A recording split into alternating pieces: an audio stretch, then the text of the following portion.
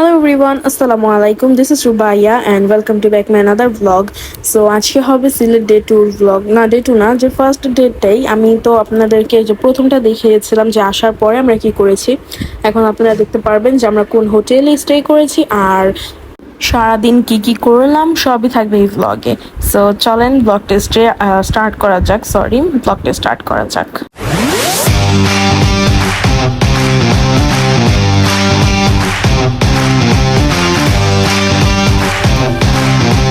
তো সকালে ট্রেন থেকে নেমে নাস্তা টাস্তা করে আমরা আমাদের হোটেলে চলে এসেছি। এই হোটেলটা আগেই আমরা অনলাইনে বুক করে রেখেছিলাম, আর আমরা সিলেটে যতবারই যাই না কেন বেশিরভাগই 80% আমরা এই হোটেলেই থাকি। সো এই হোটেলটার নাম হচ্ছে গ্র্যান্ড মোস্তফা হোটেল আবাবিল।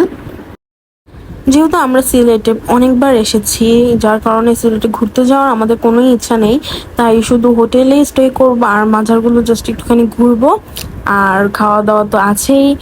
সো মানে এরকমই রিল্যাক্স ফিল করতেই আমরা সিলেটে আসি, বেশিরভাগ ঘুরতে আসি না।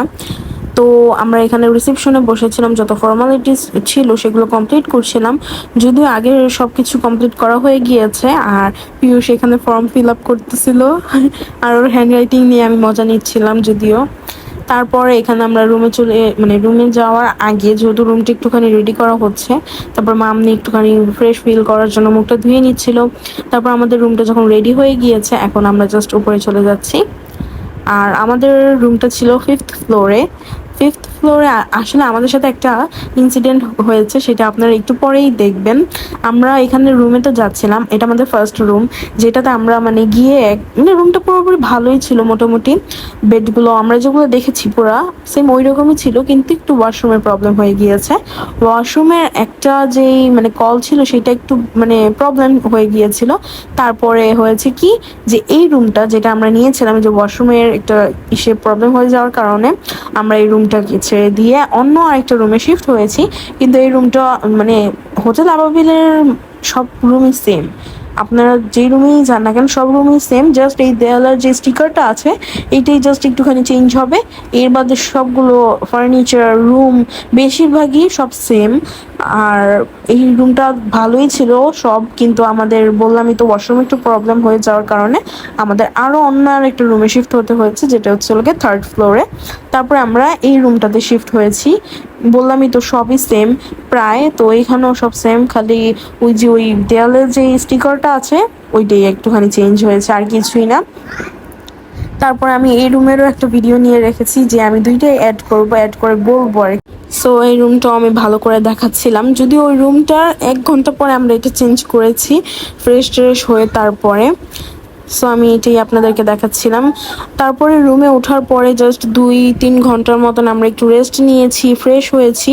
তারপরে যেহেতু শুক্রবার ছিল, বাবা পিয়ুষ ওরা জুম্মার নামাজ পড়তে চলে গিয়েছিল, বাবাদের সাথে আমরাও গিয়েছিলাম। আর এখানে আমি দেখাচ্ছিলাম যে জায়গায় ব্রাশ, তারপরে শ্যাম্পু, এরপরে আরও অনেক কিছু ছিল, চিরুনি ছিল, আর এখানে কভার ছিল কয়েকটা, এর মধ্যে একটা লকারও ছিল, তারপরে 2টা কিংস। এরপরে আমরা একটুখানি রেস্ট নিয়ে বেরিয়ে গিয়েছিলাম, বাবা পিয়ুষ ওরা জুম্মা নামাজ পড়তে গিয়েছিল, আর আমরা এভাবে একটুখানি বাইরে বসেছিলাম। দাদা তাকাও,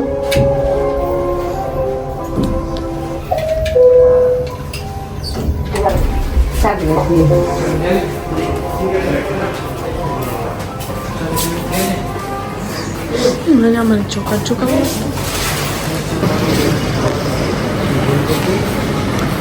পার্কিং জোন।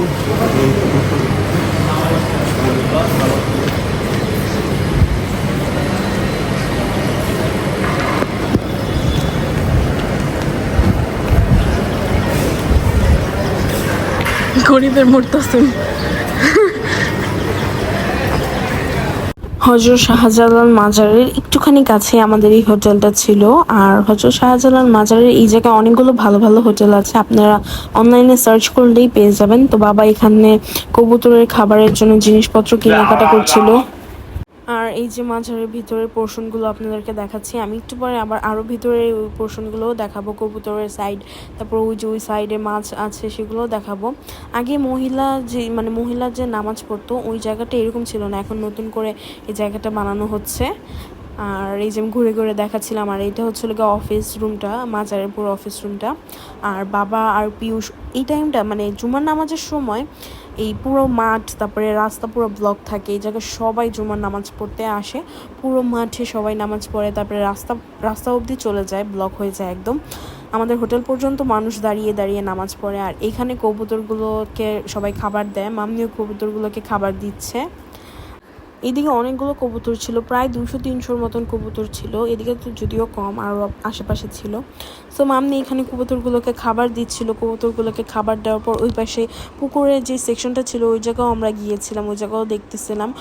পুকুরের ভিতর আগে অনেকগুলো গজার মাছ ছিল, কিন্তু এখন অনেক কমে গিয়েছে। তারপর এই যে সব জায়গা আমি ঘুরে ঘুরে মানে ভিডিও করছিলাম, দেখাচ্ছিলাম। আর আমার সাথে মামুনি আর দাদুও ছিল, এই যে মামুনি আর দাদু।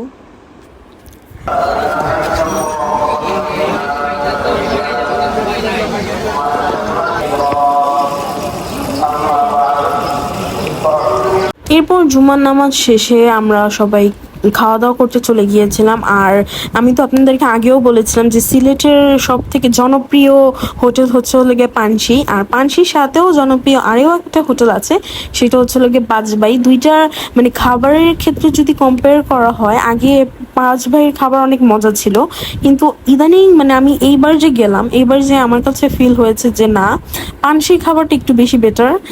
পানশি আর পাঁচবাই খাবার আপনারা যদি খান দুইটা একসাথে, কোনো একটা প্লেস আর নাম বাদে আপনারা একদমই বলতে পারবেন না যে এটা খাবারের কোনো ভিন্নতা আছে। দুইটাই আমার কাছে সেমই লাগে।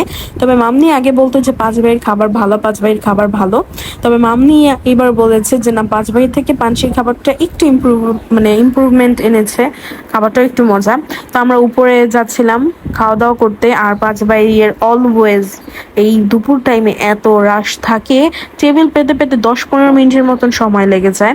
সেমই এখানে অনেক রাশ ছিল। তো আমরা টেবিলটা পাওয়ার পরে এখানে সাতকরার গরু মাংস নিয়েছি, তারপর বেগুন ভাজা, এরপর মুরগির ঝাল ফ্রাই, তারপর একটা শুটকির ভর্তা, তারপরে একটা আচার ছিল, এরপরে এখানে ভর্তাও ছিল কয়েক পদের।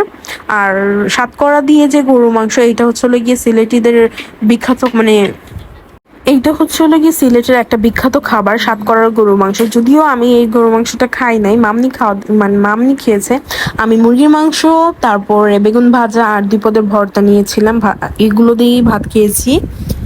আর কেন জানি আমার ঘুরতে গেলে গরু মাংস, মাছ এগুলো খেতে ইচ্ছা করে না। আমার খালি মনে চায় যে আমি যদি মানে জাস্ট মুরগির ঝাল ফ্রাই খাবো, মুরগির ঝাল ফ্রাই খাবো, অন্য কোনো কিছুই ভালো লাগে না। আর এই যে এটা হচ্ছে লোকে সাতকরা আর গরু মাংস, এটা মামনি খেয়েছে। আমি তখনই একটুখানি ভিডিও রেকর্ড করে নিয়েছিলাম। মামনি বললো যে এটা টেস্ট অনেক ভালো। আর সাতকরাটা না একটু লেবু যেরকম একটা স্মেল দেয়, সাতকরাটাও সেম ওরকমই স্মেল দেয়। আর আমি সাতকরা কাঁচাও দেখেছি, সিলেটে বিক্রি করছিল, তখন আমি দেখেছি যে লেবুর যে শেপটা ঠিক সেম ওই শেপ, কিন্তু লেবু একটুখানি ছোট থাকে। আর সাতকরাটা সাইজে একটু বড় হয়, জাম্বুরার মতন মানে সাইজ থাকে সাতকরা। খাওয়া দাওয়া শেষে মানে আমাদের ফেভারেট সেটা হচ্ছে গিয়ে ফালুদা আর লাচ্ছি। পাঁচভাই আর পানশি দোনো জায়গার এই ফালুদা আর লাচ্ছি অনেক টেস্টি হয়।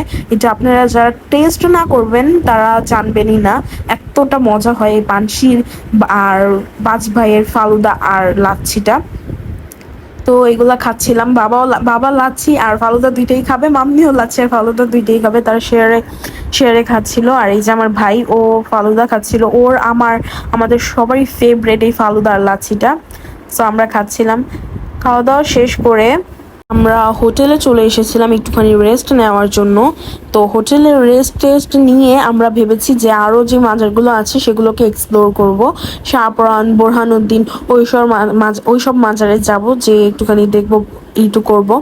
তো এখানে আমরা যাচ্ছিলাম ইসে। আর আমার ভাই বলতেছিল এই সরা ক্যামেরা আমার মুখের সামনে থেকে, ও ক্যামেরা দেখলে একদমই আনইজি ফিল করে। তো আমরা রেস্ট করার পরে সন্ধ্যার পরে আমরা চলে যাচ্ছিলাম ওই সব মাজারগুলো দেখতে। তো যাওয়ার টাইমে বাবা আগেই চলে গিয়েছিল, আগে যে গাড়ি একটুখানি বুক করে মানে গাড়িটাকে ভাড়া করে নিয়ে এসেছে। সো আমরা এই গাড়িটা দিয়ে যাব। সো রাস্তা দিয়ে যাচ্ছিলাম। আর সিলেট শহর আমার ফুল ফ্যামিলিরই সিলেট শহর অনেক ফেভারেট, আমারও পার্সোনালি সিলেট শহরটা অনেক ভালো লাগে। সো এই যে এটা হচ্ছে গিয়ে শাহপরান মাজারটা।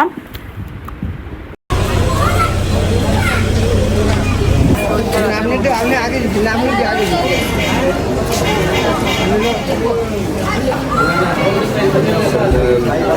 কোনটা গো?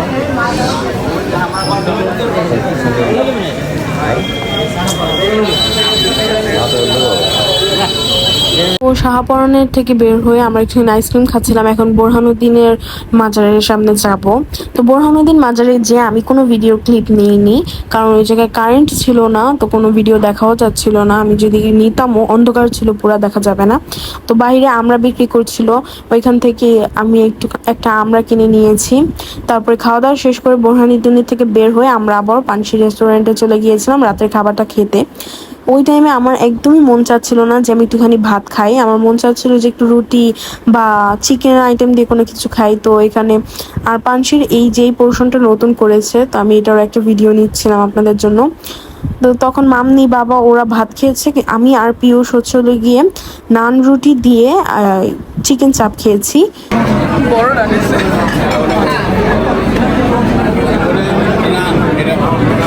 এই চিকেন চাপটা এতটা পরিমাণে টেস্টি ছিল, এতটা ফ্লেভারফুল ছিল, আর মাংসটা এত জুসি ছিল। আর এই নানটার কথা তো আমি কিছু বললামই না, নানটা অনেক টেস্টি ছিল। বাবা মামনি এখানে ভর্তা দিয়ে ফার্স্টে ভাত খাচ্ছে, আর তারা কালো ভুনা অর্ডার দিয়েছে, আর হচ্ছে লোকে গুঁড়া মাছ অর্ডার দিয়েছে। বাবা আর মামনি দুইজন কালো ভুনা খাবে, আর দাদুর জন্য ওই যে গুঁড়া মাছ অর্ডার দেওয়া হয়েছে। গুঁড়া মাছটা আমিও একটুখানি টেস্ট করেছিলাম, গুঁড়া মাছটা অনেক মজা। তারপর আমি কালো ভুনাও টেস্ট করেছিলাম, আমার কালো ভুনাটা অ্যাভারেজ লেগেছে, অত একটা আহামরি কিছুই লাগেনি। তো মামনি বাবা এখানে খাওয়া দাওয়া করছিল, আর আমি আর পিয়ুষও খাচ্ছিলাম।